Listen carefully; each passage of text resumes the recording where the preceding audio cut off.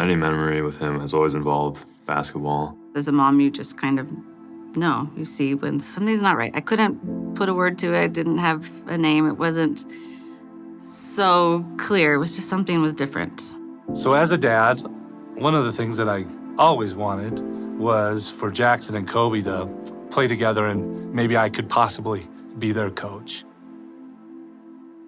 We want Jackson! We want Jackson! We want Jackson! We want Jackson!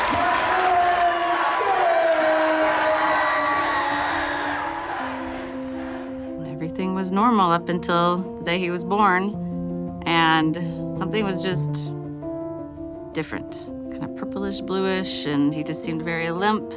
But nobody seemed concerned to us necessarily. The doctor didn't say any concern, and we just brought home a healthy baby. He was 9 pounds. He was a big boy, and for all we knew, he was just like any of the rest, but still something was different about him. Maybe he always had a few problems with his speech, but I've always had this connection with him where I felt out of anyone in our family that I could always understand what he was saying, oddly. So for me, I don't think I really understood what Jackson had till even in middle school. Cerebral palsy has many levels, is what I've learned over the years. No two diagnoses are the same. And of course, cerebral palsy is a diagnosis that just means, well, it's nothing else. When he went to kindergarten, he had a very kind teacher. We went to the parent-teacher conference. And then she asked, what do you want? What do you want Jackson to be? What do you want him to be? I hadn't thought. So I said, I just want to play basketball with Jackson. It's always been a part of our family. I mean, I was named after Kobe Bryant. I didn't really have much of a choice. I wanted to name Jackson Shaq, but Nikki just wouldn't let me do it. But we named him after Phil Jackson. We all love basketball. It's just been what we do. She was able to make sure that he had physical therapy as part of his school day. Parts of the day they spent teaching him how to shoot baskets. And he came home shooting free throws. I wasn't that good at the start. What helped you get better? Practicing. Get closer! Get closer! Shoot, Jackson! So when we moved to Houston, Jackson was in 3rd grade. He came home with a flyer about Special Olympics. I don't know why Nikki and I never put it together, but we didn't. Coach was really impressed with Jackson's skills, but also knew that he was kind of little compared to most of the guys and girls on the team. Well, one day after practice, Kobe and I were there playing a 2-on-1 together. And he saw how we treat Jackson, blocking his shots and knocking him all around. And he says, oh, that's it, Jackson's on the team. Went on to win 3 straight gold medal Texas State championships. I won gold at the state basketball game in Dallas, and this is the biggest goal I have. Woo! A job opportunity came to us when we were living in Houston to move to the Coeur d'Alene, Spokane area and shift my career into another area. It was a hard decision because Jackson was well known in our district there in Houston. We had a lot of friends, and like I said, they were like family.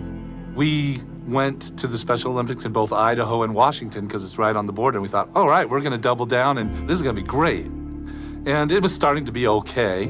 We started in Idaho, and then the pandemic hit, and it's all shut down. It was an isolating time. All of his older siblings were out of the house now. Lockdowns didn't help, things like that, moving to a new place. And our little sweet Jackson started to become kind of an angry boy. Why did Heavenly Father make me this way? He'll say, that's hard to hear as a father. You don't have the answers. There were times where he would just want to hurt himself. And so it was really clear that this was not the place for him. We came to Provo to visit my daughter when she was having our first grandson. I took Jackson to a BYU game. He loved it. He couldn't believe it. He says, is there any way I can play in the Marriott Center? I said, I don't know if that can happen, but there's got to be a BYU Special Olympics team. And there was. We got here, got associated with it right away. His first sport was bocce ball, and he got a silver medal as a BYU athlete. Awesome. In the middle school, he was the team manager for one of the basketball teams, and so he got to warm up with them and sit on the bench. And our coach at Mountain View said, well, that sounds reasonable. Like, we can have him come to practices. He can sit on the bench with us. You know, we'll do our best to involve him. We went to their first practice, and they brought out all of this gear for him to wear, just like all the other basketball players. And I think he felt really excited about that he was on the team. You know, Jackson would come into practice, and he would shoot all practice long. And, you know, you take a little break from your drill that you're doing, you look down the court, and there's Jackson shooting his threes, and it goes in almost every single time. You know, everyone is just in awe. You know, I think a couple of us, after a drill, you know, we just kind of stood there for 2 minutes, and he didn't miss. Went from one spot to the next, to the next, to the next, and just hit all of them. And then he'll take steps back and keep shooting, and he'll make them. And then, you know, his mom will be there rebounding for him.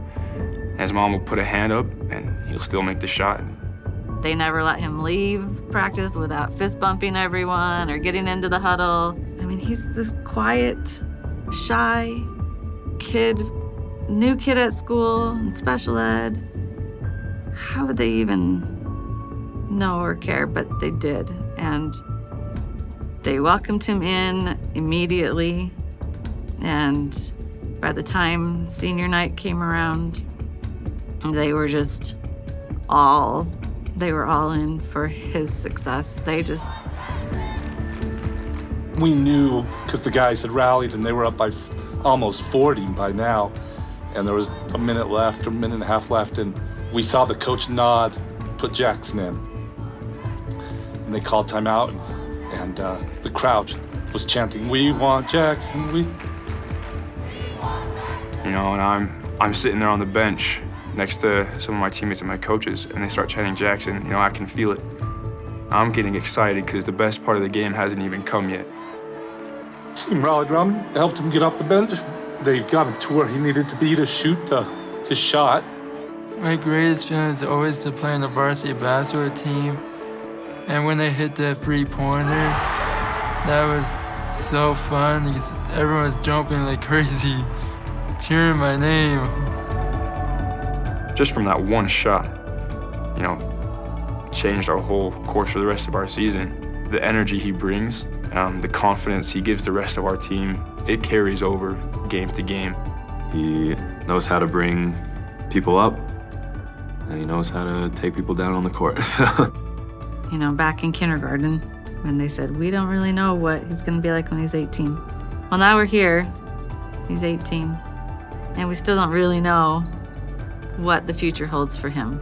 But the one thing we do know for sure is basketball and Special Olympics will be a part of his life for always. Right now, I just want him to enjoy it all. Enjoy the success and the accolades, do hard things. I want him to always be willing to try. And, you know, 30, 40 years from now, I just want Jackson to be with family members. He has a great capacity to love and to be loved. That's my greatest wish for him.